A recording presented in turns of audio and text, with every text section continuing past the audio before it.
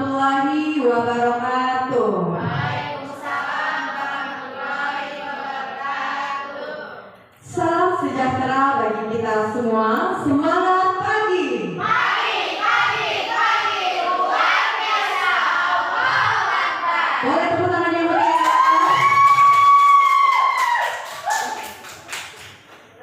Yang saya hormati Ibu Dwi Nuria SH selaku pemateri diseminasi acara pada hari ini. Yang saya hormati Ibu Amor Fitria SPDGR selaku Kepala SMP Negeri 13 Banyulincir.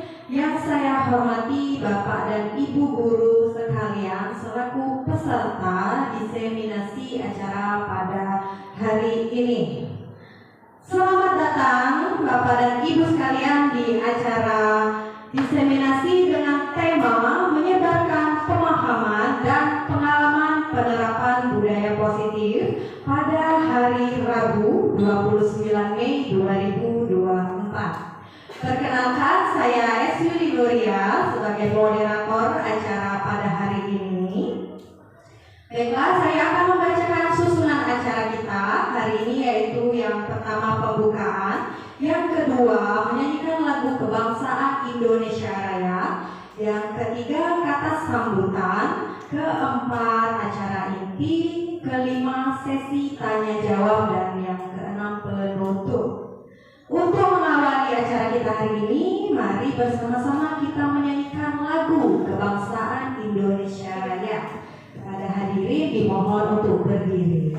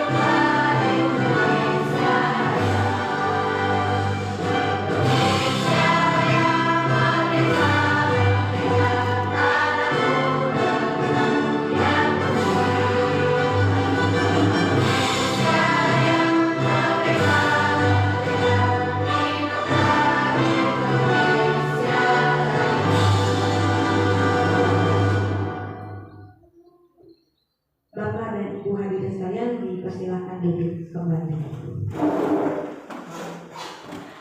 Baiklah Bapak dan Ibu yang berbahagia, untuk mendapatkan keberkahan serta kelancaran acara pada hari ini, mari bersama-sama kita membaca basmalah. Acara berikutnya yaitu kata sambutan dari Kepala SMP Negeri 13 Banyulincir sekaligus pembukaan acara resmi pada hari ini. Kepada Ibu Amor Fitria SPDGR kami silahkan. Assalamualaikum warahmatullahi wabarakatuh. Waalaikumsalam warahmatullahi wabarakatuh. Yang saya hormati Ibu Dwi Nuria selaku perangkat ya, sebagai guru SMP 3, calon guru penggerak angkatan 8, dan juga pembicara kita pada hari ini. Pertama-tama marilah kita adakan puji syukur kepada Allah karena hari ini kita diberi kesempatan untuk hadir di sini, dan juga sholawat serta salam kalau kita sampaikan kepada Nabi Muhammad SAW hingga akhir zaman. Baiklah, kasih banyak kepada Ibu karena telah memilih sekolah kami sebagai peserta dari kegiatan diseminasi, penyebaran pemahaman dan penerapan budaya positif. Dan saya merasa kegiatan ini sangat berguna untuk sekolah kami karena kecil kemungkinan sekolah kami bisa seperti itu menerima kegiatan seperti ini. Jadi kami sangat bersyukur Ibu memilih sekolah kami. Jadi kami bisa mengambil pelajaran, mengambil ilmu dari yang disampaikan supaya bisa kami terapkan untuk kemajuan sekolah kami seperti itu. Dan juga kepada guru-guru yang hari ini sebagai peserta, tolong ikuti kegiatan ini dengan serius, ambil manfaat dari kegiatan yang diadakan dan juga terapkan untuk kebaikan kita, baik itu pada individu maupun kepada sekitar, dari kita ke anak seperti itu. Jadi selalu ada perbaikan dari setiap kegiatan yang diadakan. Dan juga ya seperti itu. Marilah kita buka acara kita ini resmi seperti itu dengan mengucapkan Bismillahirrahmanirrahim. Ya, itu saja. Saya ini wassalamualaikum warahmatullahi wabarakatuh.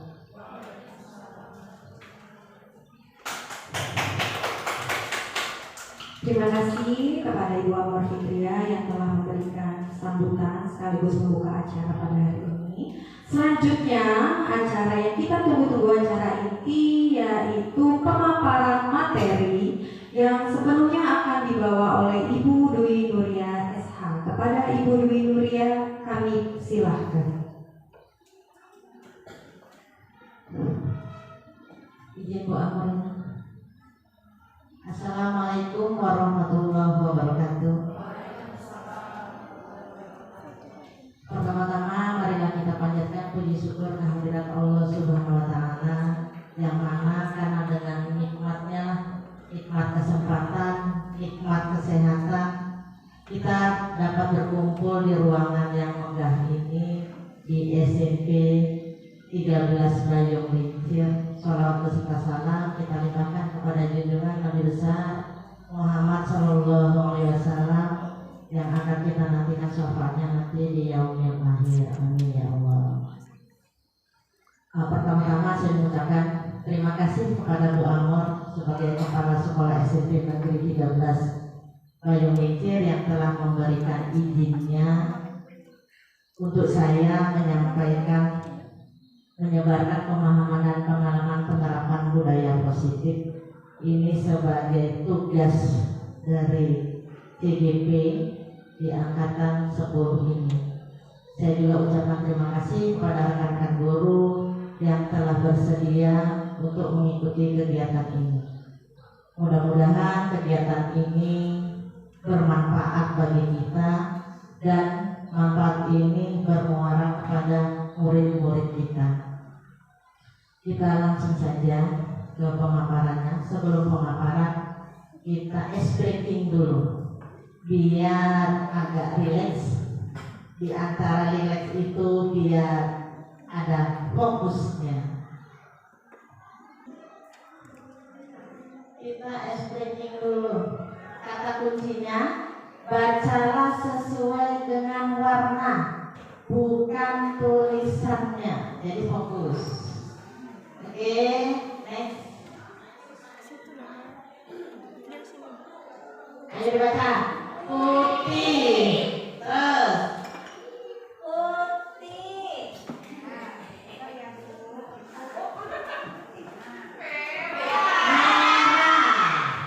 Next.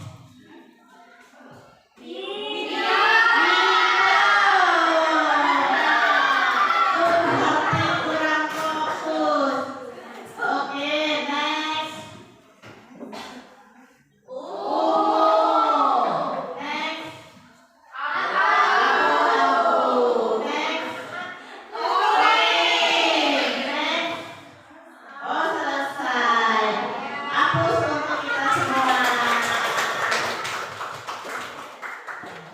Berarti sudah semangatnya luar biasa sekali.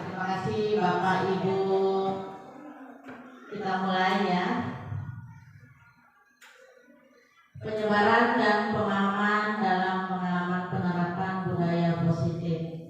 Ini budaya positif ini merupakan budaya atau kebiasaan-kebiasaan kita yang bersifat baik untuk anak murid kita. Jadi apa yang kita lakukan pasti bermuara ke murid-murid kita. Selamat datang para guru-guru hebat.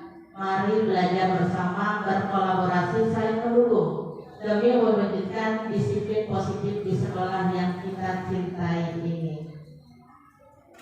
Perkenalkan, ini dalam CGP saya Dwi Nuriyah, CGP Angkatan 10 Kabupaten Musi Buan Banyuasin. Bu Lailatul Zahro sebagai pengajar praktik. Kemudian Ibu Heli Yunilda ini fasilitator. Kalau yang pengajar praktik ini merupakan guru dari Sentang. Ibu Fasil kami ini berdomisili di Jakarta Selatan dari Jaksel. Ya. Pada modul 1.4 di PGP ini ada konsep tentang budaya positif. Jadi pada kesempatan ini izinkan saya untuk berbagi ilmu. Mari kita sama-sama belajar, bukan saya menggurui. Mari kita sama-sama belajar dan belajar bersama-sama demi kemajuan, demi kebutuhan anak murid kita. Karena di kurikulum Merdeka yang baru 1 tahun ini kita laksanakan atau kita terapkan, bahwa pendidikan itu suatu guru itu kita sifatnya menuntun, membimbing anak-anak kita sesuai dengan kebutuhan murid-murid, disesuaikan pula dengan kondisi zaman dan kondisi alam. Berarti kita mendidik, menuntun, membimbing murid-murid kita itu sesuai dengan kodrat alam dan kodrat zamannya. Kodrat alam disesuaikan dengan situasi kondisi lingkungan sekolah kita, kemudian kodrat zaman disesuaikan dengan teknologi yang ada atau dialami oleh anak kita. Kadang-kadang posisi anak kita sekarang ini, murid-murid kita, berbeda dengan kondisi kita zaman dulu. Ya, jadi itu memang harus kita buka wawasan seperti itu. Kita tidak bisa menolak mereka sekarang main game segala macam. Itu memang sudah kondisinya, sudah kodrat zamannya. Kita hanya membimbing, memantau, kemudian menasihati tidak henti-hentinya untuk kemajuan, untuk perbaikan murid-murid kita. Konsep utama modul positif, budaya positif ini, yaitu yang pertama perubahan paradigma belajar, disiplin konsep, kebutuhan dasar manusia, motivasi perilaku manusia, posisi kontrol, keyakinan kelas, dan segitiga restitusi. Ini mungkin kalimat atau kata-katanya saja yang baru, tetapi ini kadang-kala yang sudah kita terapkan, yang sudah kita lakukan dalam kegiatan kita sehari-hari sebagai seorang guru.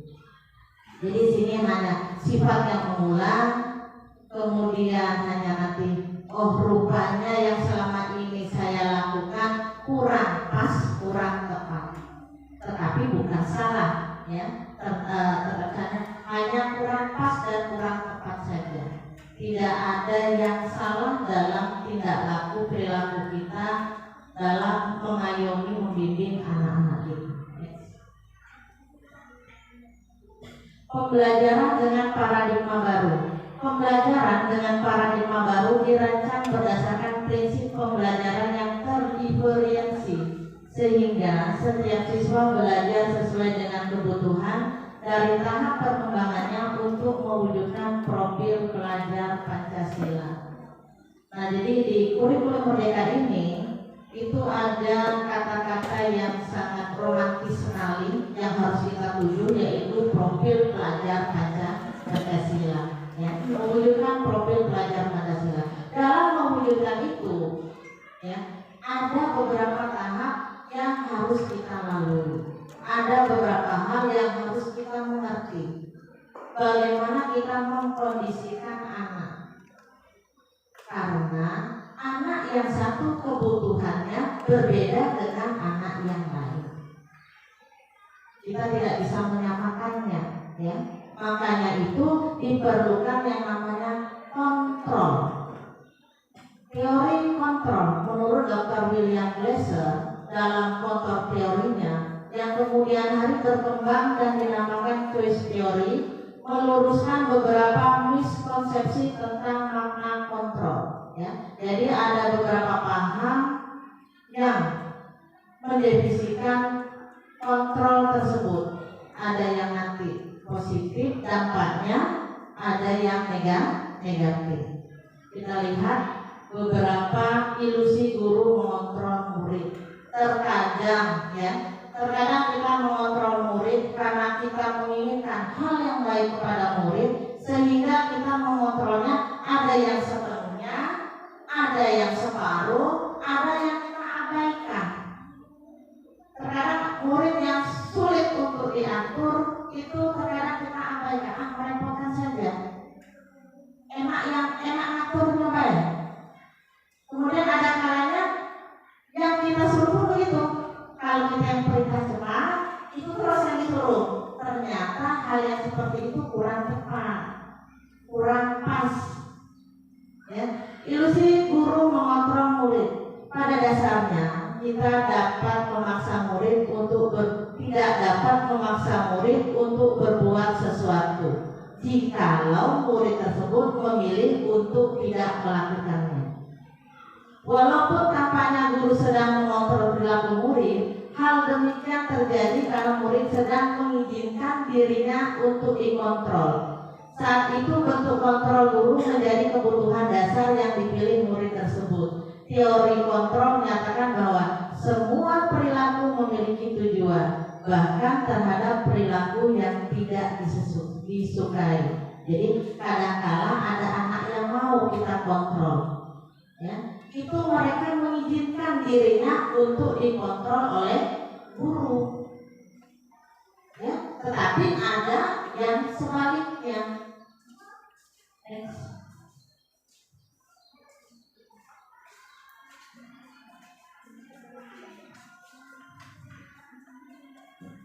Ilusi bahwa semua penguatan positif efektif dan bermanfaat. Penguatan positif atau bujukan adalah bentuk-bentuk kontrol. Segala usaha untuk mempengaruhi murid agar mengulangi suatu perilaku tertentu adalah suatu usaha yang mengontrol murid tersebut. Dalam jangka waktu tertentu, kemungkinan murid tersebut akan menyadarinya dan mencoba untuk menolak bujukan kita. Atau bisa jadi murid tersebut menjadi tergantung pada pendapat sang guru untuk berusaha. Ya, ini pun kadang-kala kita temui dalam murid-murid kita. Ya, mereka jadi tergantung pada diri kita karena sifat kontrol kita itu. Jadi apa komando kita, baru mereka mengerjakan. Jika tidak dapat komando, mereka tidak mengerjakan. Atau kadang-kala mereka kurang rasa percaya dirinya. Jadi kreativitas yang ada dalam murid kita itu tidak tumbuh. Jadi kurang greget bagi kita. Terkadang enak, kok kayak gitu tidak bisa. Ya, karena mereka mengharapkan kontrol dari kita, mengharapkan pendapat-pendapat kita. Mereka merasa takut. Oh, kalau seandainya saya melakukan ini rupanya salah. Ya. Ilusi bahwa kritik dan membuat orang merasa bersalah dapat menguatkan karakter. Menggunakan kritik dan rasa bersalah untuk mengontrol murid menuju pada identitas gagal. Mereka belajar untuk merasa buruk tentang diri mereka. Mereka mengembangkan dialog diri yang negatif. Kadangkala sulit bagi guru untuk mengidentifikasi bahwa mereka sedang melakukan perilaku ini, karena seringkali guru menggunakan suara halus untuk menyampaikan pesan negatif.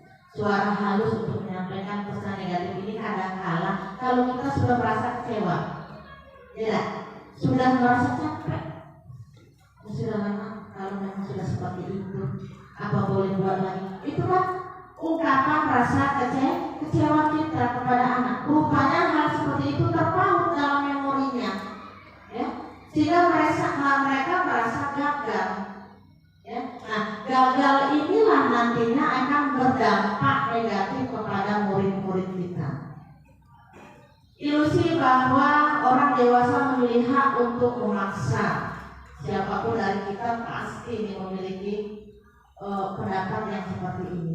Banyak orang dewasa yang percaya bahwa mereka memiliki tanggung jawab untuk membuat murid-murid berbuat hal-hal tertentu. Apapun yang dilakukan dapat diterima, selama ada sebuah kemajuan berdasarkan sebuah pengukuran kinerja. Pada saat itu pula, orang dewasa akan menyadari bahwa perilaku memaksa tidak akan efektif untuk jangka waktu panjang, dan sebuah hubungan permusuhan akan terbentuk. Ya. Karena memang tanpa kita sadari, dalam keluarga saja, karena kita orang tua, terkadang memaksakan kehendak kita kepada anak-anak, walaupun itu tujuan kita benar. Rupanya itu tidak sesuai dengan kebutuhannya. Di sekolah pun demikian. Izin Bu Amor ya, Bu Amor di sini menjadi kepala sekolah, ya. Untuk menerapkan kedisiplinan, kadangkala ada yang namanya pemaksaan. Itu memang tidak bisa kita ubah. Ya, kita harap dari pemaksaan itu timbul rasa kesadaran pada diri pribadi atau diri individu masing-masing. Ya. Kalau yang berhasil terus konsisten, tetapi kalau tidak berhasil karena nanti tidak ada pemantauan, Ibu Amor ada di sini, kita abaikan. Yang tadi aturan tadi, ya, itu karena dari pemaksaan tadi yang diharapkan segala sesuatu itu berdasarkan dari motivasi yang berasal dari dalam diri kita masing-masing. Begitupun anak-anak, walaupun dalam prosesnya tidak mudah, ya. Nah, ini William Glasser. Kebanyakan kesengsaraan manusia disebabkan oleh orang-orang yang berusaha untuk mengontrol orang lain. Padahal kenyataannya satu-satunya perilaku yang dapat dikendalikan adalah perilaku seseorang diri sendiri. Jadi kitalah yang mampu mengontrol diri kita sendiri. Begitu juga dengan siswa. Dialah yang mampu mengontrol diri mereka sendiri, ya. Jadi apa kita sebagai guru? Kita membimbing, mendidik, menasehati. Kalau seandainya memang hal itu sudah kita upayakan tidak berhasil, sudah urusan Tuhan. Ya, jadi kita memang tidak dapat memaksakan. Bukan berarti langsung kita berarti masuk bodoh, ya? Iya, sudah. Bukan anak kita juga, tetangga jauh, saudara bukan, ya? Lantaklah situ, nah. Jadi jangan sampai ada kata-kata lantaklah situ, karena memang sudah jadi tanggung jawab kita, walaupun dengan prosesnya tidak gampang, ya. Ya, jangan merasa putus asa. Ya. Jadi memang harus semangat, harus ngomel. Kadang-kala omelan itu pun diabaikan, karena mereka itu tadi menolak untuk kita kontrol, menolak mereka. Tapi kalau anak yang mau menerima kita kontrol, walaupun pertamanya dalam keadaan terpaksa, lama-lama mereka merasa itu sebuah kebutuhan. Ya, jadi kalau sudah sebuah kebutuhan, makanya dia akan sehingga budaya positif ini nantinya akan diterapkan dalam kehidupan dia, tidak di sekolah saja, di lingkungan keluarga ataupun lingkungan yang lebih luas, di lingkungan masyarakat. Jadi, bila kita ingin membuat kemajuan perlahan, sedikit demi sedikit, ubahlah sikap atau perilaku Anda. Namun bila kita ingin memperbaiki cara-cara utama kita, maka kita perlu mengubah kerangka acuan kita. Ubahlah bagaimana Anda melihat dunia, bagaimana berpikir tentang manusia. Ubahlah paradigma Anda, skema pemahaman dan penjelasan aspek-aspek tertentu tentang realitas. Ya, ini kita alami, semua kita alami. Ya, walaupun terkadang kita menolak, anak zaman sekarang ini lain dengan anak zaman dulu. Waktu ibu dulu nak ditengok guru lain sudah takut karena itu tadi kodrat alam dan kodrat zaman yang berbeda. Ya, ditambah lagi kemarin kita sudah COVID, berapa tahun tidak ada tatap muka, karakter lepas. Ya, karena mereka daring. Kalau pembelajaran daring, pembelajaran di rumah, dia mengerjakan tugas tidak mempergunakan etika dari seragam tidak, etika tidak, dengan tidur, dengan kaki terangkat mengerjakan tugas. Ya. Hancur semua setelah COVID kemarin. Nah, ini menjadi tantangan kita semua untuk mengembalikan karakter-karakter yang diinginkan oleh kita semua. Jadi merujuk kepada profil Pancasila. Disiplin positif di lingkungan sekolah, ini hal yang paling penting bagi kita. Disiplin positif. Apa kira-kira disiplin positif?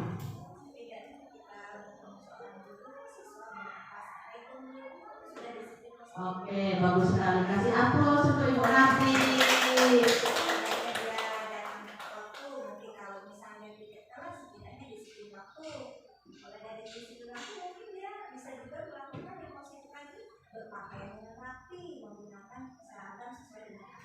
Oke, berarti disiplin positif ini merupakan kebiasaan-kebiasaan yang baik, ya, menurut pandangan pada umumnya.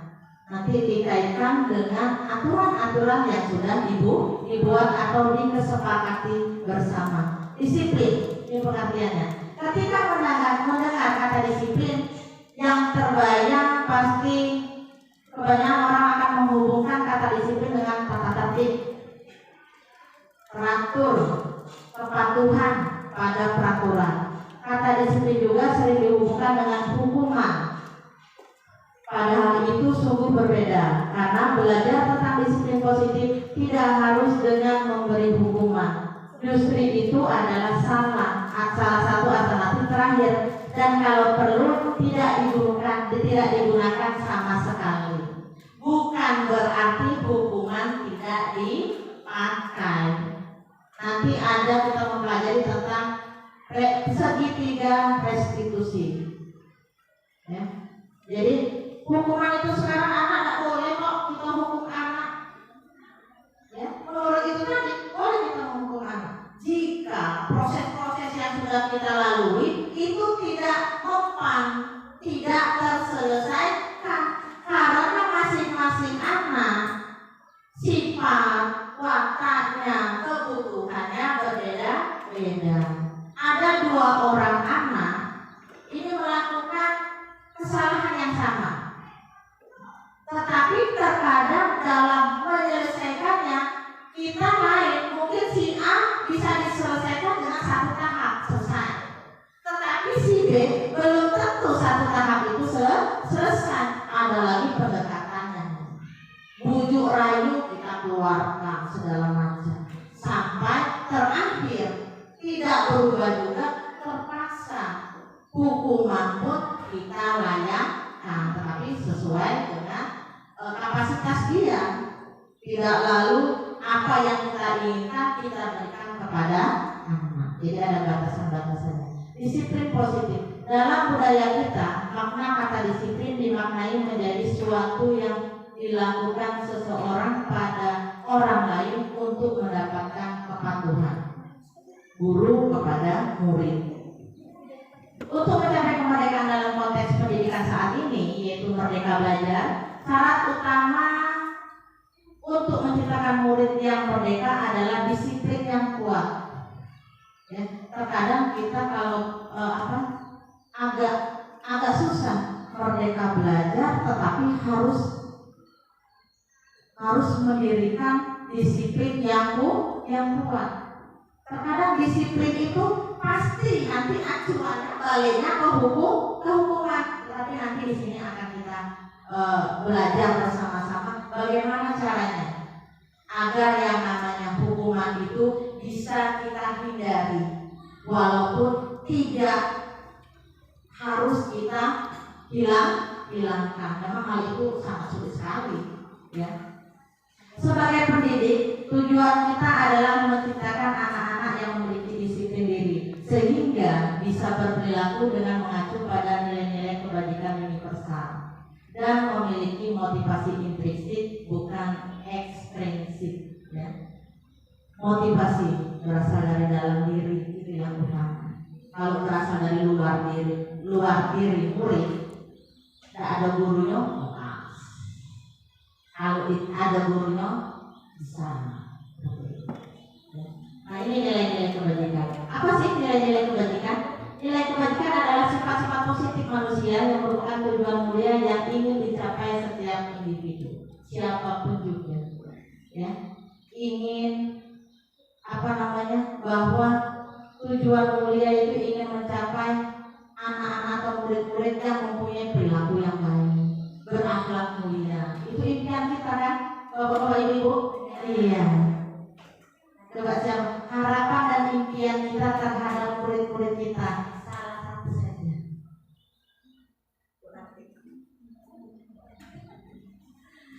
Ya, terima kasih Bu Dwi sudah memberikan waktu kepada saya. Jadi kalau saya hubungkan dengan saya sebagai wakil kesiswaan. Harapan saya sebagai wakil kesiswaan itu yang pertama intinya mungkin di sini kita ingin sekali anak kita itu berpotensi, baik itu dalam bidang akademik maupun non akademik. Tapi di sini yang kami harapkan sebagai dewan guru, paling tidak kita harus mendidik anak lebih ke karakternya, akhlaknya. Karena kalau dengan akhlak anak sudah terbentuk, otomatis untuk kegiatan-kegiatan yang lain itu bisa mendukung, Bu, tanpa harus kita menggunakan emosi tinggi, darah tinggi. Mungkin yang saya alami ya, itu yang jelas kita memang perlu pendekatan.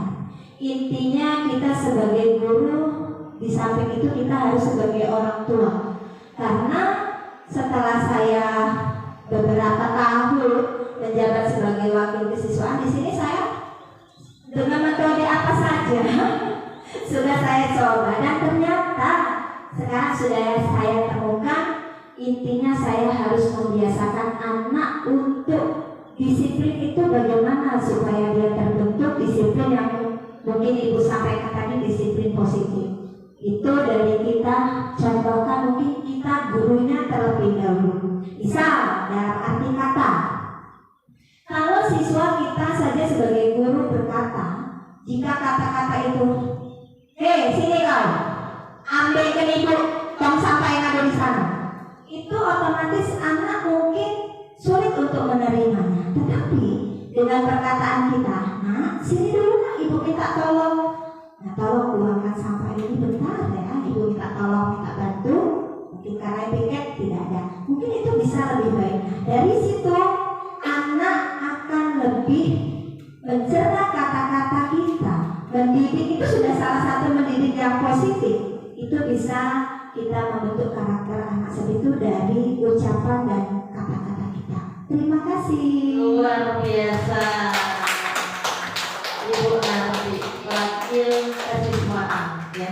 Impiannya hampir sama semua impian kita, ya, bahwa Kita menginginkan murid-murid kita yang berakhlak mulia. Kalau sudah berakhlak, beradab, apapun saja pasti dapat dilaksanakan. Dengan cara yang Bu Narti tadi ungkapkan, ya. Santun terhadap anak, sopan terhadap anak, bukan anak kita saja. Kenapa? Karena murid dengan kita itu dia nengok kita dulu. Ibu kayak gitu, bisa marah-marah, ya dah. Jadi pola yang seperti itu kita rubah sedikit. Bisa kita lihat sekarang dari yang mungkin senior-senior kita. Saya merasa baru, banyak ilmu yang harus saya dapatkan ini, sharing. No problem hal yang seperti itu, ya. Karena kemampuan kita harus kita tingkatkan. Untuk siapa? Untuk anak. Karena sekolah ini merupakan dunia kita kedua selain dunia keluarga kita. Jadi dedikasi yang tinggi itu sangat luar biasa benar. Terima kasih. Nah, nilai-nilai kebajikan ini merujuk kepada profil pelajar Pancasila, beriman bertakwa kepada Tuhan Yang Maha Esa dan berakhlak mulia. Ini menjadi poin pertama. Ya. Kalau orang sudah murid kita beriman bertakwa kepada Tuhan Yang Maha Esa itu bagus. Ditambah lagi yang namanya berakhlak mulia. Aduh Mak, sudah bagus banget. Ya. Sehingga nilai-nilai yang lain itu tinggal mengikuti saja. Betul yang berarti tadi ucapan itu sangat betul sekali. Ya. Nah, itu tugas kita, membimbing mendidik murid-murid kita berkebinekaan global. Ya, pelajar yang mempertahankan budaya luhur lokalisasi kita, lokalitas. Jadi nilai-nilai yang ada di lingkungan itu mampu dipertahankan oleh murid kita. Ya, jadi adab ketimuran. Terkadang kita pun daerah kita nanti lain dengan di daerah yang jauh sana, tentang tingkah laku segala macamnya.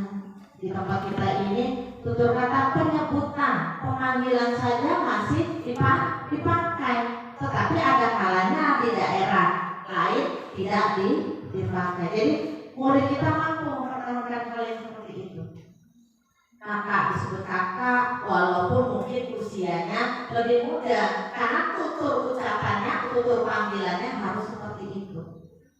Mandiri, pelajar yang bertanggung jawab atas proses dan hasil belajar, bernalar kritis, ya, ini mampu secara objektif memproses informasi. Apalagi zaman sekarang sudah luar biasa sekali, zaman ilmu pengetahuan dan teknologi. Kita pun mengikuti mereka dengan tergopoh-gopoh. Apalagi kami ini yang berarti ya, kita yang memang usianya sudah itu tergopoh-gopoh. Tetapi mau tidak mau memang kita harus mengikutinya. Bergotong royong, pelajar yang memiliki kemampuan untuk melaksanakan kegiatan bersama-sama dengan sukarela. Bergotong royong ini pun sudah semakin tipis, karena mungkin mereka melihat pun di lingkungan masyarakat yang namanya gotong royong pun sekarang ini ya jarang dilakukan. Sehingga kita di sekolah memupuk lagi rasa kegotong royongan itu ada dalam diri murid kita, ya, dengan hal yang kecil saja seperti buang sampah ataupun nanti tadi kan, tolong nak ini sama kawannya tolong sampahnya dibuang ke sana. Itu kan sudah bentuk gotong royong, bekerja sama dengan orang lain secara sukarela. Mungkin pada awalnya banyak sekali alasan-alasan yang diutarakan dengan mereka, tetapi dengan penyampaian kita yang bagus, yang menurut mereka tidak memerintah, ya, itu dengan senang hati mereka lakukan. Karena kadang orang itu, ya, kita, anak-anak kita, kalau yang namanya diperintah itu kok rasanya gak enak banget ya. Ya, walaupun dengan atasan kita, namanya dengan atasan kita misalnya. Bu nanti kesana dulu sebentar, Bu nanti ambil, kadang-kadang kan ada bahasa lebih satu lagi. Bu nanti tolong, Bu nanti kesana dulu ambil dulu. Begitu juga dengan anak kita, dengan bahasa yang kita keluarkan, ya. Mereka bisa menilai, oh iya, saya merasa dihargai nih sebagai murid, nah, seperti itu, ya. Kemudian kreativitas. Pelajar yang kreatif mampu memodifikasi dan menghasilkan sesuatu yang orisinil, bermakna, bermanfaat, dan berdampak positif bagi semuanya, baik itu bagi dia sendiri, bagi teman-teman, terutama bagi sekolah. Next. Nah, sikap murid ini sikap murid yang kita idam-idamkan, ya, terkadang tidak bisa dipungkiri memang. Susah banget, ya Allah. Toleransi, rasa hormat, integritas, mandiri, menghargai, antusias, empati, keingintahuan, kreativitas, kerjasama, percaya diri, dan komitmen. Ini semua ada dalam murid kita. Kita hanya tinggal menggali saja. Mungkin si A galian dikit, kita gali sedikit, sudah muncul semuanya. Tetapi belum tentu bagi si B dan si C. Jadi kita menggali potensi-potensi, nilai-nilai kebajikan yang ada dalam diri murid. Pasti bisa, ya. Walaupun dalam prosesnya itu sangat luar biasa. Jadi memang guru itu luar biasa. 9 pilar karakter Indonesia: cinta Tuhan dan segenap ciptaannya, kemandirian dan tanggung jawab, kejujuran, diplomatis, hormat dan santun, dermawan, suka menolong dan gotong royong, percaya diri, kreatif dan pekerja keras, kepemimpinan dan keadilan, baik dan rendah hati, toleransi, kedamaian dan kesatuan. Ada semua Bu ya? Dalam murid-murid kita ada, ya, ada semua ini. Tetapi ada yang muncul, ada yang belum muncul, atau tampak tapi masih samar. Tapi ada semua. Kita pun ada semua itu. Next. Teori motivasi perilaku manusia. Jadi ada motivasi eksternal dan ada motivasi internal. Motivasi eksternal berarti motivasi yang berasal dari luar diri kita, diri murid. Eksternal berarti dari dalam. Yang motivasi eksternal untuk menghindari ketidaknyamanan atau hukuman. Apa yang akan terjadi apabila saya tidak melakukannya? Jadi berusaha untuk memenuhi peraturan, melaksanakan peraturan, karena dia menghindari hukuman, menghindari ketidaknyamanan, yaitu eksternal, karena dari kita, dari guru. Nanti kalau tidak pakai dasi, kena hukuman. Makanya mereka pakai dasi dengan terpaksa. Nah, dari sebuah peraturan untuk mendapatkan imbalan dari orang lain. Apa yang akan saya dapatkan apabila saya melakukannya? Banyak anak kita ya Bu. Bu, apa Bu yang akan kami dapatkan Bu? Kalau saya dengan kami mengerjakan ini, nanti kita nanti jangan sampai ada lagi pemikiran murid yang seperti itu. Ya karena imbalan itu tadi hadiah. Kalau aku tidak mengerjakan ini, aku tidak dapat hadiah. Aku tidak mengerjakan itu, biar aku dapat hadiah. Walaupun nanti kadang-kadang langsung asal-asalan mengerjakannya. Baik itu benar, alhamdulillah. Terkadang salah atau tidak memuaskan. Yang ketiga, untuk menghargai diri sendiri. Saya akan menjadi orang yang seperti apabila saya melakukannya. Ini motivasi internal. Dia akan menghargai dirinya sendiri. Saya hormat kepada orang lain karena saya ingin dihormati orang kepada diri saya. Saya santun. Saya sopan.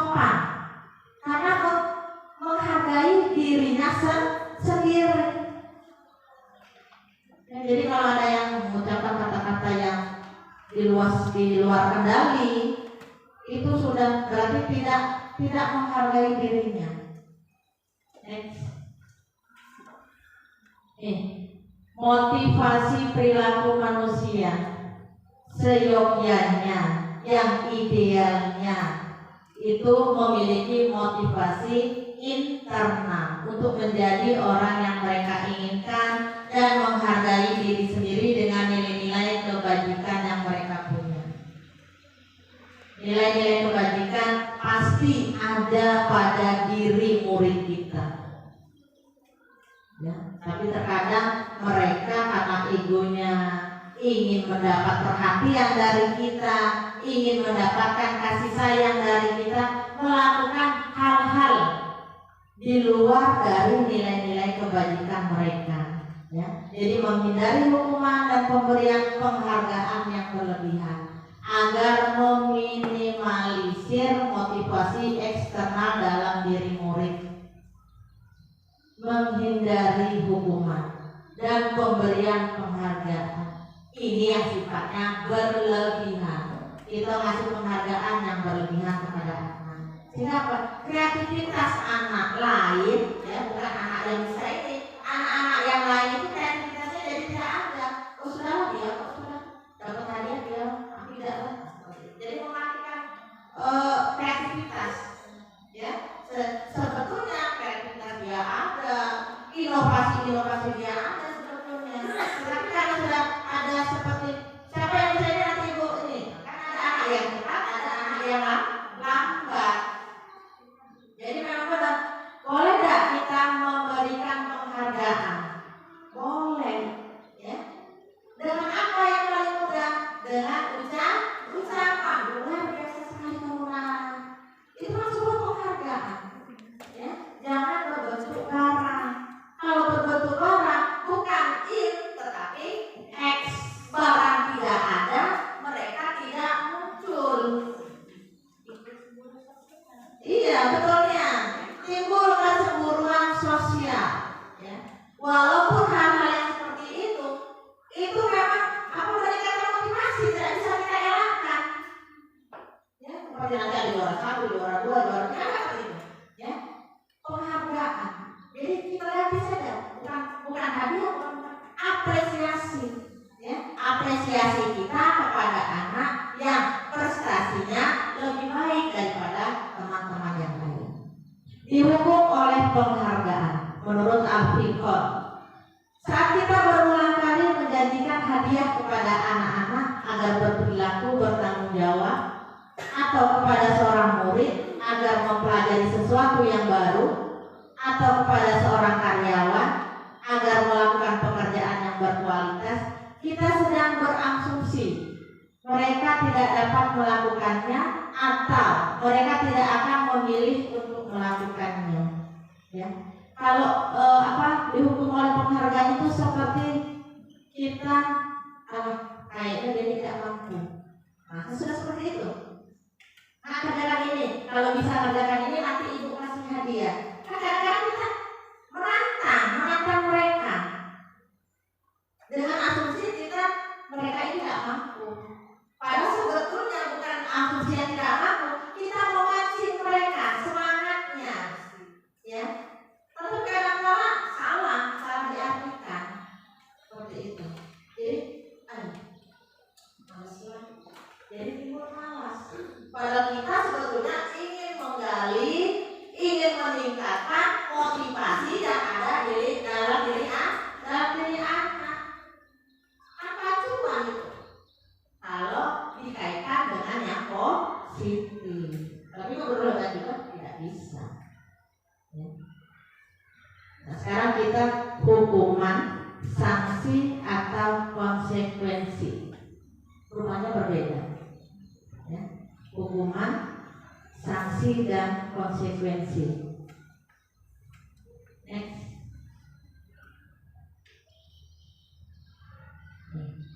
Ada kasus kita cermati. Mencatat 100 kali di dalam buku kalimat, saya tidak akan terlambat lagi karena anak terlambat ke sekolah. Ini bentuk hukuman atau bentuk sanksi? Bentuk sanksi atau hukuman? Ayo.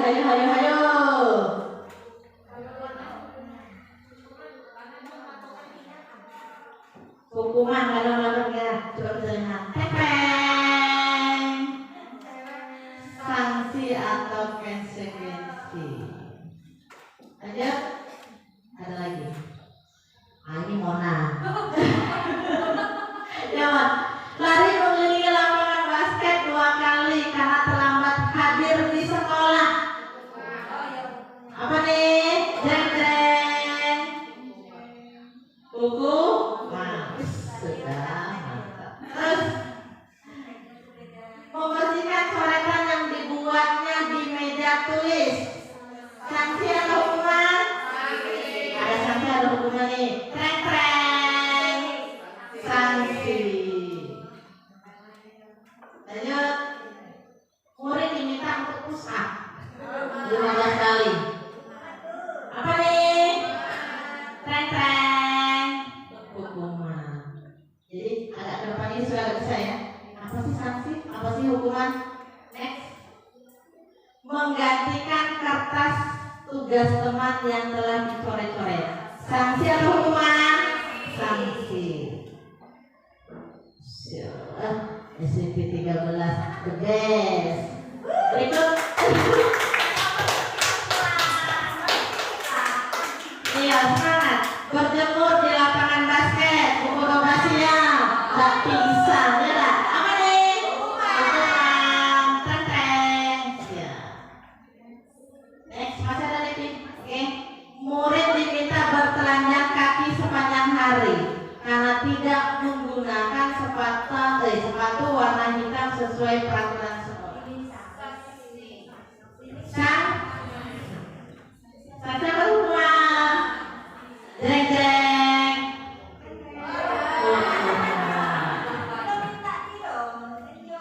Berarti surat bayaran, nanti surat bayaran. Kalau sanksi ini lanjut. Berdiri di depan kelas sambil mengangkat kaki 1 karena tidak punya pertanyaan. Siapa yang pernah seperti ini? Hukuman atau sanksi? Jeng. Hukuman. Masih ada? Oh, satu lagi. Berdiri. Lanjut. Next. Membersihkan tumpahan air di meja tulis karena tersenggol pada saat belajar. Sanksi atau hukuman? Jeng. Sanksi. Jadi, adakah perbedaan antara hukuman dan sanksi? Ada. Kira-kira siapa lah ya yang mau mengutarakan pendapatnya? Ayo.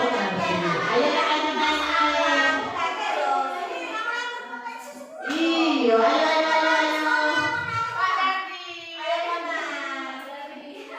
Siapa?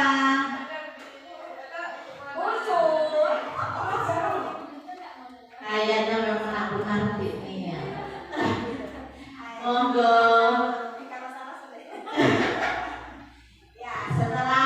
Terima kasih ya Bu Lis, sekali lagi semangat Pak Bu Lis ya. Sangat terus. Jadi gini Bu, setelah melihat perbedaan antara hukuman dan sanksi, intinya kalau hukuman itu kita paksakan anak, ya pokoknya kalau ini nih karena kamu salah keliling lapangan, kita yang merintahkan.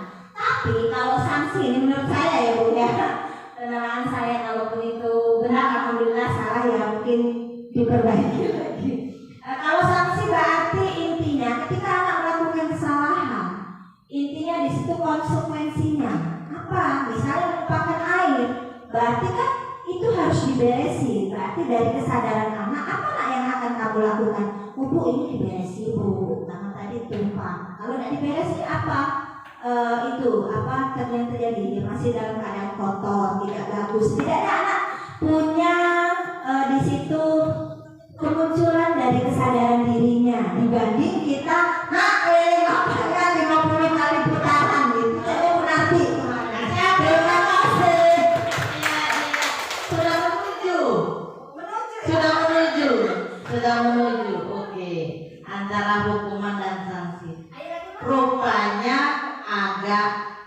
berbeda. Next. Hukuman bersifat tidak terencana atau ujug-ujug atau tiba-tiba spontan pada saat itu hukuman. Tidak direncanakan, tidak ada kesepakatan. Ya. Anak murid tidak tahu apa yang akan terjadi dan tidak dilibatkan. Makanya tidak ada kesepakatan antara kita guru dengan murid. Hukuman bersifat satu arah dari guru saja, betul Bu Narti tadi, ya. Jadi guru yang memberikan hukuman dan murid hanya menerima saja tanpa melalui sebuah kesepakatan. Sanksi berarti yang relevan tadi. Next.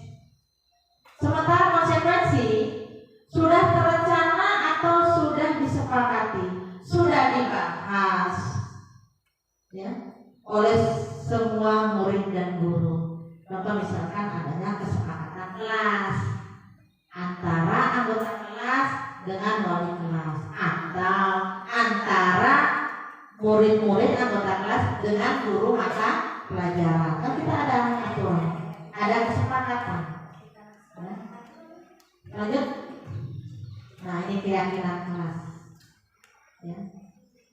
Aturan, ada aturan atau peraturan, ada kesepakatan, ada keyakinan. Kalau peraturan, ya, mengapa tidak peraturan saja? Mengapa harus kesepakatan? Ya.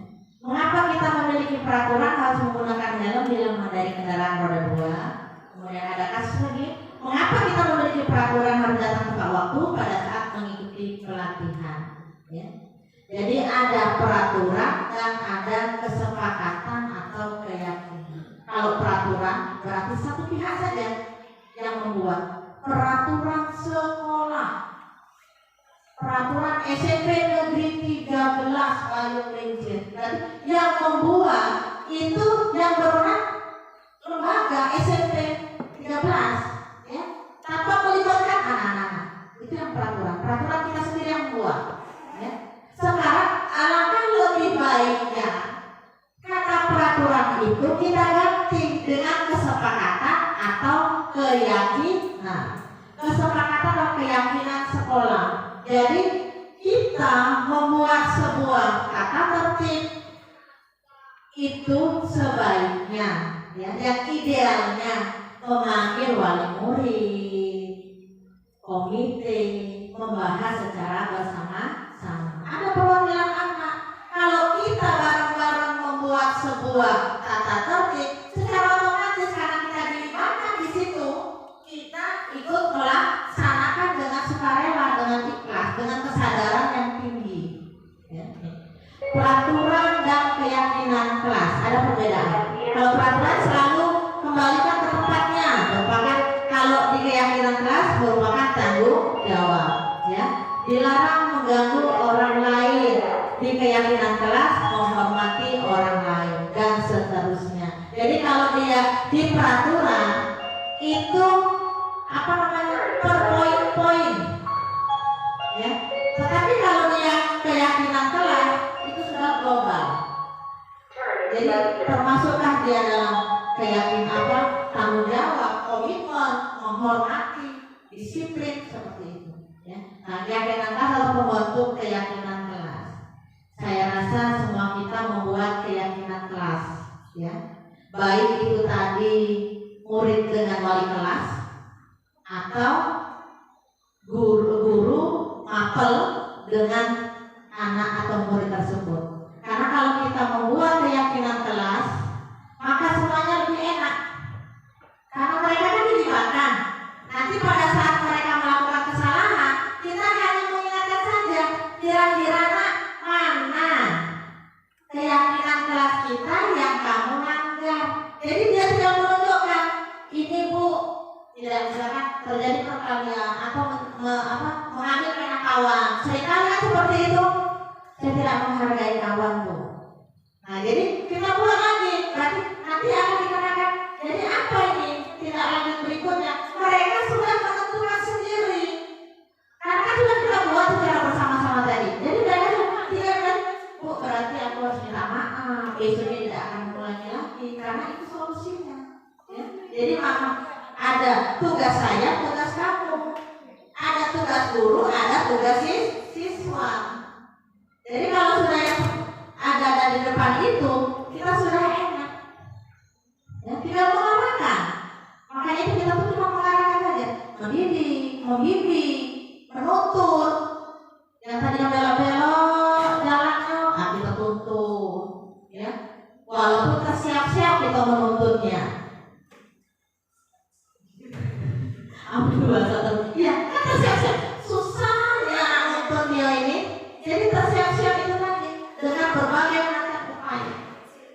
Ya. Terseret-seret, terseok-seok, tergopong-gopong. Ya Allah, kadang-kala ya. Lanjut.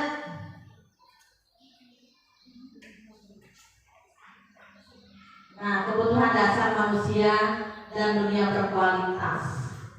Kebutuhan dasar manusia, 5 kebutuhan bertahan hidup: kasih sayang, kebebasan, kesenangan, penguasaan. Itu yang kita miliki. Ya. Dunia berkualitas Anda adalah tempat khusus dalam pemikiran Anda. Tempat Anda menyimpan gambaran-gambaran representasi dari semua yang Anda inginkan. Bisa berisi orang-orang, hal apa saja yang terbaik dalam hidup Anda dan membuat Anda merasa bahagia. Jika 5 kebutuhan dasar tadi dapat kita penuhi, maka hidup kita akan aman, damai, dan bahagia. Bertahan hidup, itu sudah mampu bertahan hidup. Kasih sayang, dapat kasih sayang ya dari orang-orang terdekat kita, itu yang utama. Setelah dapat dari orang terdekat, baru ke orang-orang yang jauh, tanpa kebencian. Terus kesenangan, sambil nanti menuju ke penguasaan. Kita sudah dapat semua, jadi ada tipe penguasaan dalam diri kita. Ya, itu secara otomatis itu. Semua sudah dapat kasih sayang, sudah dapat bertahan hidup kita mampu. Dapat kesenangan, ya, berujung ke penguasaan. Kita mampu menguasai orang-orang di sekeliling kita, ya, dengan pos-posnya masing-masing. Yang terakhir, posisi kontrol dan segitiga restitusi. Segitiga restitusi ini sudah kita lakukan Bapak Ibu, tapi kadang-kadang kita tidak menyadari.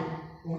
5 posisi kontrol sebagai penghukum, pembuat orang merasa bersalah, sebagai teman, sebagai pemantau atau motivator, dan sebagai manajer. Yang bagus yang mana yo? Dari 5 posisi kontrol sebagai penghukum. Seorang penghukum bisa menggunakan hukuman fisik maupun verbal. Fisik, kita nyuruh anak ya lari segala macam. Verbal itu sakit. Ya, hukuman verbal ini lebih dahsyat dibandingkan hukuman fisik. Teringat terus nak, teringat terus dalam diri anak. Ibu dulu ngomongin aku kayak gini terus. Jadi upayakan yang verbal itu ya, jadi penghukum, membuat orang merasa bersalah, lembut, suara burung, tetapi nyelekit. Ya, alamak, mau dibilang apa lagi lah yo, lembut aja. Oh, lembut banget. Nah, betul ya Bang, hati kau ini kayak mana yo. Ya, lembut itu membuat orang merasa bersalah. Dengan seperti itu kita berharap anak itu langsung merasa bersalah kan, kamu tidak akan mengulangi kembali. Harapan kita seperti itu.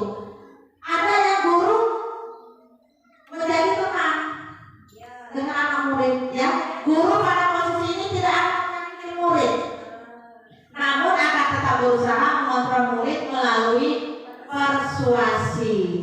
ya, melalui tindakan, ucapan. Yuk, nah, yuk.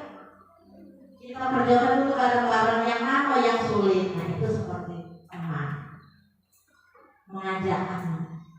Memonitor atau memantau. Memonitor berarti mengawasi, tugasnya mengawasi. Ya, mengawasi anak ini ikut gak? Melaksanakan tata tertib tidak? Aturan tidak? Yang ada di sekolah. Keyakinan kelas tidak? Seperti itu. Yang dia sifatnya memantau. Kemudian terakhir manajer. Ya, manajer ini yang kelasnya sudah paling atas. Seyogyanya, seidealnya kita sebagai manajer respon yang menunjukkan tanggung jawab guru dalam posisi terakhir. Jadi posisi manajer ini posisi terakhir, sudah ideal banget. Bisa gak yo? Bisa. Ya, jadi harus bisa. Walaupun ada tuh sebagai penghukum ada dalam diri kita. Membuat orang merasa bersalah, pernah merasa melakukannya. Sebagai teman guru anak dengan anak sering kita lakukannya, dah. Karena kadang-kadang mereka lebih nyaman seperti itu. Ya, dianggap sebagai teman. Disesuaikanlah dengan posisinya. Nah, memonitor, hobinya memonitor baik. Ya, terkadang tanpa ada solusi. Nah, kalau yang manajer ini klop semua ada di situ dengan bahasa yang kita miliki, dengan sikap-sikap yang kita miliki, mampu menggugah anak dari yang sering melakukan kesalahan bergeser ke kadang-kadang atau tidak lagi melakukan kesalahan. Next. Ya, nih posisi kontrol. Ya, kalau penghukum itu menghardik ucapannya. Oh siap, silakan dicermati. Kalau pemantau, apa peraturannya ya, nak? Kok bisa begitu ya, nak ya? Ya. Menghitung dan mengukur segala sesuatu dengan aturan. Yang manajer mengajukan pertanyaan-pertanyaan tertentu, apa yang kita yakini, ya. Jadi kalau yang manajer ini nanti merujuk kepada segitiga restitusi. Next. Ini posisi kontrol. Saya kecewa sekali dengan kamu, nak. Kenapa lagi berbuat seperti itu? Posisi kontrol apa ini? Yang merasa bersalah. Betul, nak? Itu membuat orang merasa bersalah. Kamu benar, kamu tidak pernah benar melakukannya. Hukum, jeng-jeng. Pokoknya luar biasa. Aku yakin Bu Amor setelah ini kondusif. Jadi SMP 13 ya, kondusif semua. Terus, ayolah lakukan dengan ibu nak. Ayolah nak, teman atau usul. Apakah kamu mau mendapatkan stiker bintang hari ini? Apa ya? Pemantau. Jadi dia mengukur segala sesuatu. Diukur dengan aturan, dengan apa yang akan diberikan. Bagaimana kamu bisa menyelesaikan masalah ini? Apa nih? Memberikan sebuah pertanyaan. Coba. Kamu selalu yang paling terakhir sampai balik lama ibu ini. Ada yang seperti itu? Ada? Apa ya kira-kira? Penghukum. Itu penghukum. Kamu paling lama nih ya. Bersihkan dulu itu. Iya, berapa cewek? Saya dia. Padahal memang waktu dia masih ada, masih banyak. Ya, yang terakhir segitiga restitusi. Ini Bapak Ibu, tahapan-tahapan kita dalam menyelesaikan anak. Ya, ini biasanya sudah dilakukan oleh guru BK. Di sini ada 2 guru BK, luar biasa sekali. Di sekolah saya tidak ada guru BK, padahal kami menanti-nanti. Atau yang dapat dari SMP 13 atau SMP 9. Kan itu yang ada, SMP 9 ada guru BK-nya. SMP 13 sudah ada juga guru BK-nya. SMP 3 satu pun tak ada guru BK. Jadi BK semua gurunya. Apa itu restitusi? Restitusi adalah proses menciptakan kondisi bagi murid untuk memperbaiki kesalahan mereka, sehingga mereka bisa kembali pada kelompok mereka dengan karakter yang lebih kuat. Jadi kita selesaikan, kita bertanya, apa sih yang terjadi? Jadi yang pertama itu kita menjadi orang yang pendengar peristiwa. Jangan ujuk-ujuk langsung emosi. Ya. Direm sedikit, dikit aja jadilah. Ya. Restitusi juga merupakan proses kolaboratif yang mengajak murid-murid untuk mencari solusi untuk masalah mereka. Ya. Dan membantu murid berpikir tentang orang seperti apa yang mereka ingin menjadi. Next. Nah, ciri-ciri restitusi. Bukan untuk menebus kesalahan, namun untuk belajar. Cuma bahasanya saja yang agak berbeda. Ya. Bukan ibu andalkan kamu nak. Beda. Ibu juga pernah melakukan kesalahan. Tapi hal itu rupanya tidak sesuai dengan keyakinan yang kita buat. Tidak mengolah kata dan meredam emosi, itu pasti ya. Mengolah kata dan meredamnya di sini. Iya. Memang ada, sudah ada itunya ya. Ilmu kejiwaan itu dapat. Iya betul ya. Karena orang lapangan, memang apa namanya bidang kita terbentuk itu karena lingkungan kita. Kita tinggalnya di lapangan, kita terbentuk menjadi keras. Kalau orang kita dalam ruangan, ada anak masalah dipanggil di dalam ruangan sendirian, ya, tidak langsung kalau dirame-rame. Itu bukan sifatnya menasihat, tapi mempermalukan. Dapat memperbaiki hubungan, tawaran bukan paksaan. Restitusi menuntut, restitusi mencari kebutuhan dasar yang mendasari tindakan. Restitusi diri adalah cara yang paling baik. Restitusi fokus pada karakter bukan tindakan. Restitusi fokus pada solusi. Restitusi mengembalikan murid yang berbuat salah pada kelompoknya. Ini kita lakukan, sudah kita terapkan dalam kegiatan kita sehari-hari untuk menyelesaikan masalah anak. Tetapi kadang-kala bolak-balik tahapannya tidak masalah. Ya. Segitiga restitusi berarti ada 3 tahapan yang kita lalui dalam pemecahan. Ya.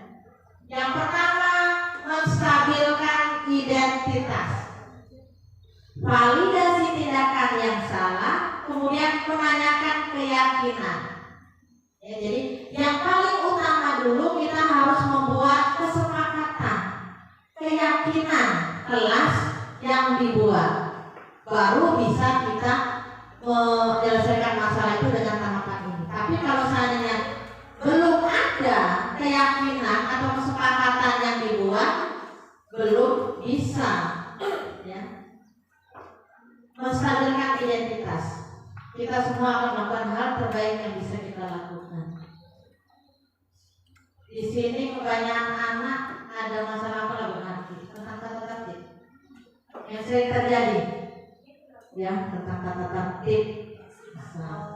Dasi di kantong, di sebat-sebat, sangat bayang itu. Iya. Iya betul. Ya. Ya.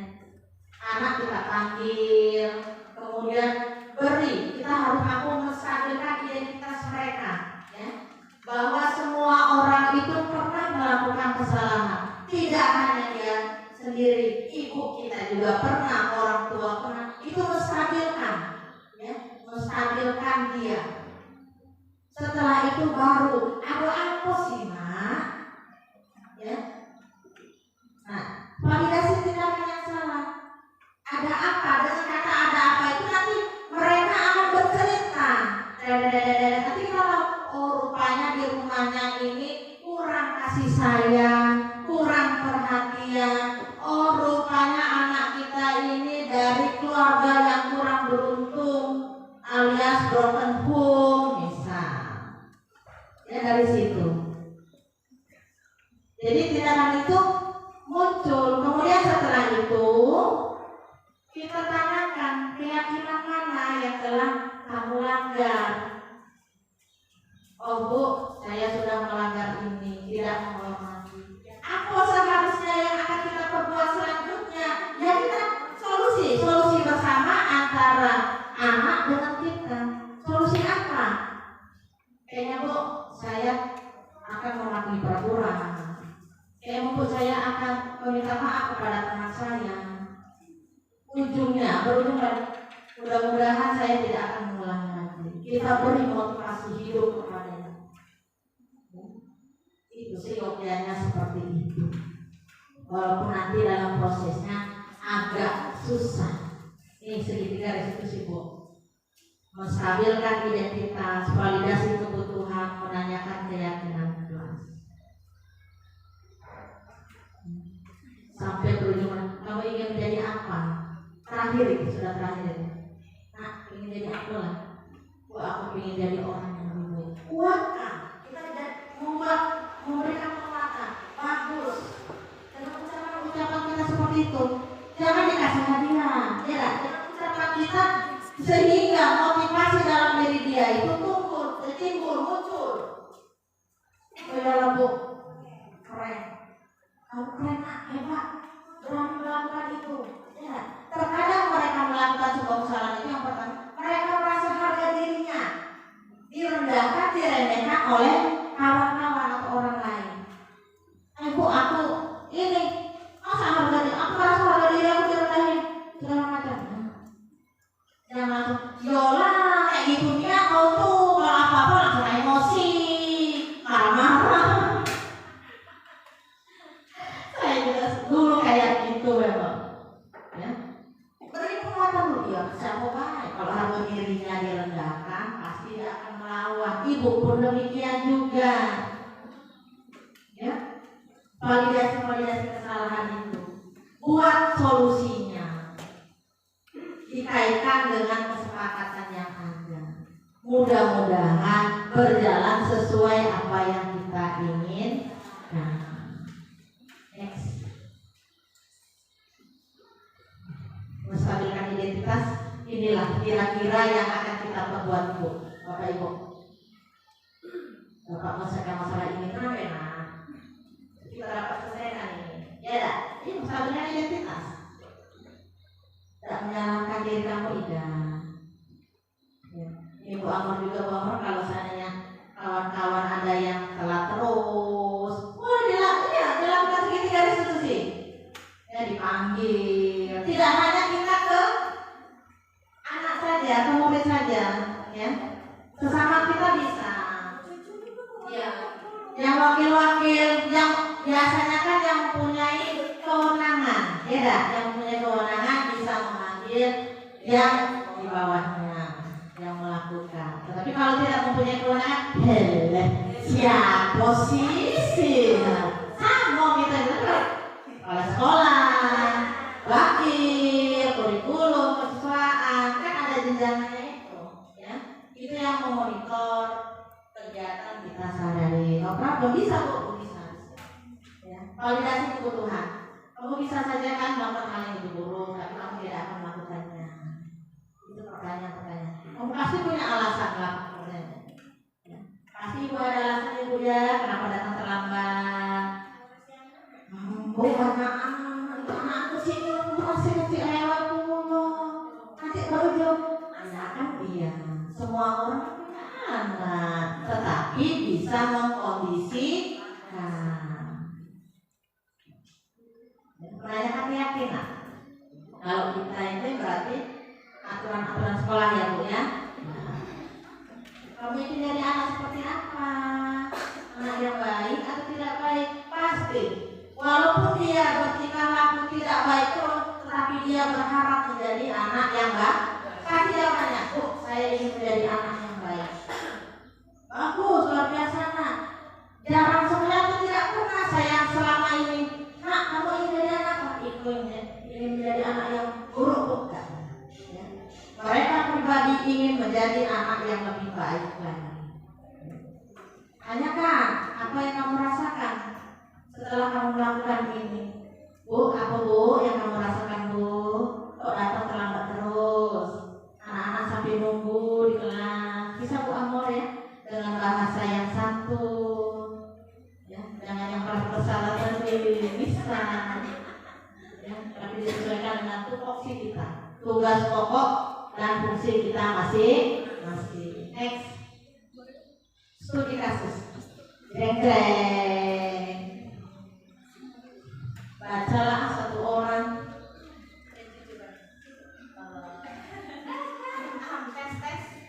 Tes kasus kan.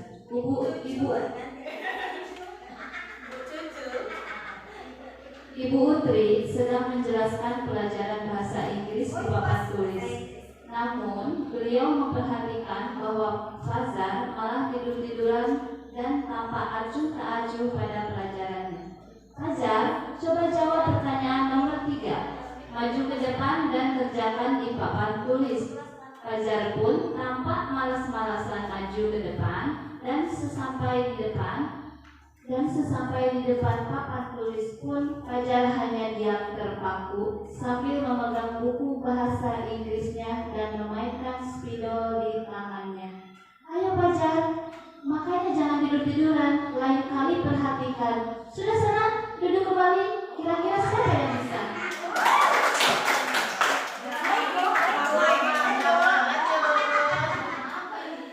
Fajar pun kembali duduk di bangkunya. Hal seperti ini sudah seringkali terjadi. Fajar seperti tidak memperhatikan acuh tak acuh dari nilainya pun tidak terlalu baik untuk pelajaran bahasa Inggris. Pada saat ditegur oleh Ibu Utri, Fajar hanya menjawab, "Tidak tahu Bu." Ibu Utri pun menjawab lirih, "Gimana kamu Fajar? Kamu tidak kasihan sama ibu ya? Ibu sudah capek-capek mengerjakan kamu. Tidak kasihan sama ibu." Dan Fajar pun diam membisu. Berarti bahasa halus tadi yang digunakan. Yang terakhir tapi ya. Coba kita telaah kasus ini. Tadi kan ada 5 kontrol, ya. Penghukum, merasa bersalah, kemudian teman, kemudian pemantau, dan terakhir manajer. Kira-kira Ibu Utri ini sebagai apa posisi kontrolnya? Yang bersama yang terakhir kata-kata ini jadi seorang guru yang menggunakan kata-kata yang bukan itu. Oh, merasa bersalah, membuat Fajar merasa bersama. Ya, yang terakhir. Kalau yang di pertama, penghukum, ya. Jadi kita tidak bisa menentukan posisi kontrol itu harus sama, tidak. Tetapi dari mana sudut pandang kita terhadap masalah tersebut, ya. Kalau misalkan di pertama itu sudut pandang kita karena dia sudah suruh maju ke depan, secara ujung-ujung ya tiba-tiba kemudian disuruh mengerjakan tugas. Jadi penghukum, kemudian yang kedua merasa bersalah. Siapnya apa yang akan kita lakukan kepada Fajar? Kita harus merujuk kepada segitiga restitusi, ya. Ya. Jadi Fajar disuruh belajar dulu. Setelah itu Fajar nanti temuin ibu ya, atau di kantor, atau di mana tempat yang nyaman untuk kita, nyaman untuk Fajar. Ya, jadi Fajar tidak merasa diintimidasi. Kalau anak sudah merasa diintimidasi, tertekan, nanti akan timbul kebohongan dia untuk membela diri. Karena dia akan membela diri sehingga kebohongan itu muncul. memanggil, face to face, ya, pendekatan secara emosional, menanyakan, menstabilkan kesalahan-kesalahan yang ada, kemudian membuat solusi agar hal tersebut tidak akan terjadi lagi. Itu harapan kita. Ya, mudah-mudahan ini kalau seandainya kayaknya berat Bu, anak di sini kayaknya tidak cocok kayak gituin. Itu panggil tidak terdengar itu tadi, ya, karena mereka berasal dari keluarga yang berbeda, latar belakang berbeda. Jadi kita memang harus mampu mendalami, kita mampu memposisikan diri kita, ya, kita mampu menghadapi anak-anak kita. Dan satu, jangan pesimis. Ya, kalau kita sudah pesimis, nanti akan merujuk pasrah. Sudahlah, memang sudah nak kayak gini nih yang tidak. Segala sesuatu bisa dirubah, walaupun itu perubahannya hanya sedikit. Setidaknya ada perubahan, ya. Walaupun itu hanya kecil persentase perubahannya. Tetapi yang namanya perubahan lebih baik, walaupun persentase perubahan itu kecil, itu sudah menjadi sebuah luar biasa sekali bagi kita. Mampu merubah hal yang tidak baik menjadi baik.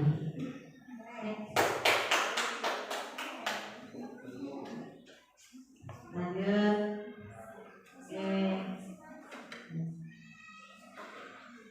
Ya, udah positif. Bila budaya positif kelas telah menjadi kebiasaan secara konsisten bagi seluruh warga sekolah, maka suasana pembelajaran yang menyenangkan, nyaman, dan berpihak pada murid akan terbentuk sehingga profil pelajar Pancasila akan terwujud. Jadi cara yang paling utama itu kita membudayakan dulu budaya positif yang berasal dari diri kita. Kata Bu Nanti tadi, ya, kita dulu yang memberi contoh. Mudah-mudahan anak dengan melihat kita setiap saat melakukan hal yang baik-baik, maka mereka pun akan menindaklanjuti apa yang sudah kita perbuat. Merdeka menurut Ki Hajar Dewantara, merdeka itu artinya tidak hanya terlepas dari perintah, akan tetapi juga cakap untuk membuat atau memerintah diri kita sendiri. Ya, terima kasih atas keluangan waktunya. Salam bahagia, salam sehat untuk kita semua, Bapak dan Ibu guru. Berupaya terus untuk meningkatkan, menciptakan generasi emas bagi bangsa Indonesia. Saya ucapkan wabillahi taufiq wal hidayah. Wassalamualaikum warahmatullahi wabarakatuh. Terima kasih kepada Ibu Dwi. Boleh tepuk tangan yang meriah untuk kita semua. Baiklah, acara berikutnya kita buka sesi tanya jawab. Ibu Mona, disilakan.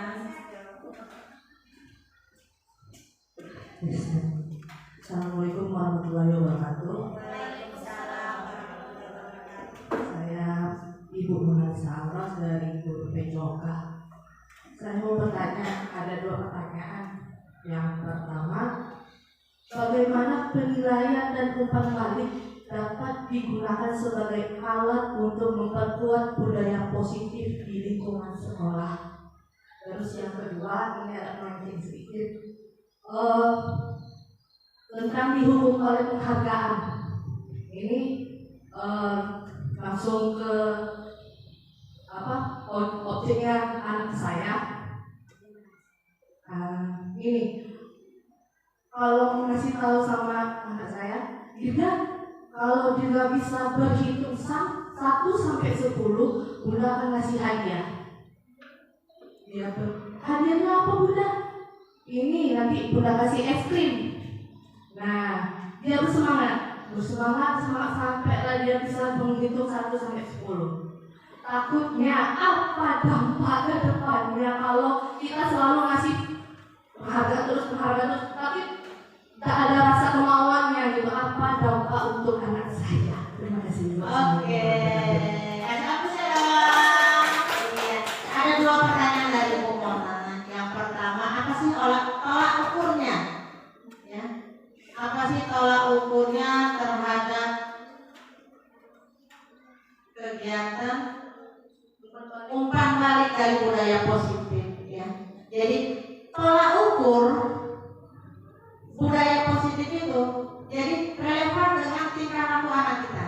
Kalau budaya positif sudah berlaku di lingkungan kelas, kelas, kemudian secara luas, secara sekolah, maka tidak akan terjadi hal-hal yang tidak kita inginkan. Situasi, kondisi kelas atau sekolah nyaman, aman, pembelajaran berjalan dengan baik, ya, tidak ada tertekan, baik kita sebagai guru maupun murid. Jadi situasi kondisi aman, nyaman, tentram, damai. Segala sesuatu program sekolah pasti berjalan dengan lancar. Itu tolak ukurnya. Kemudian yang kasus yang kedua, memberikan hadiah, penghargaan kepada anak. Boleh nggak sih? Ya, kalau boleh, ya boleh. Tetapi jangan berlebihan dan terus menerus kata Bu Moni. Ya, ada kalanya kita ngasih. Ya, itu untuk sebetulnya kita memberikan motivasi kepada anak kita, tetapi motivasi itu berasal dari luar karena berasal dari kita, ya. Yang bagusnya motivasi itu berasal dari dia sendiri. Tanpa kita iming-imingi hadiah, dia mampu melakukannya. Ya.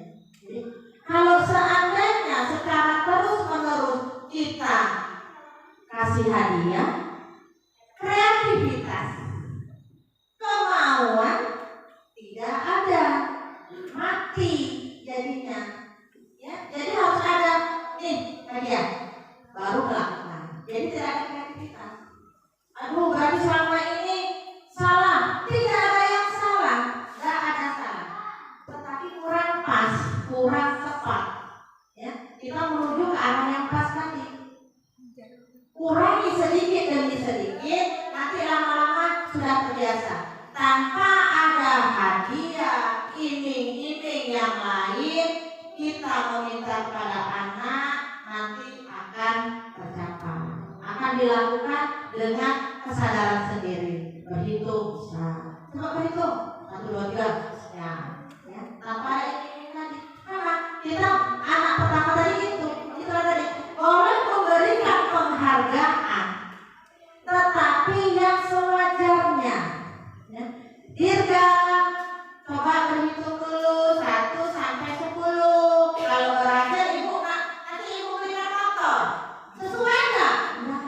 Tetapi kalau memang porsi mereka anak-anak, nanti ibu berikan es krim, ciki, ya boleh. Ya, tidak ada yang salah perbuatan kita.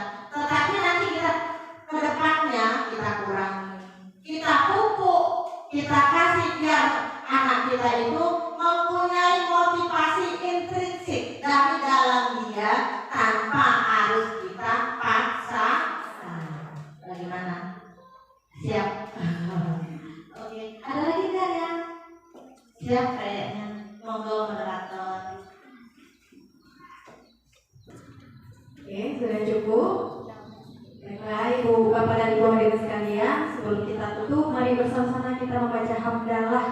Alhamdulillahirabbil alamin. Maka saya sebagai moderator pamit undur diri dan mohon maaf bila ada salah kata. Saya akhiri wabillahi taufiq wal hidayah. Wassalamualaikum warahmatullahi wabarakatuh.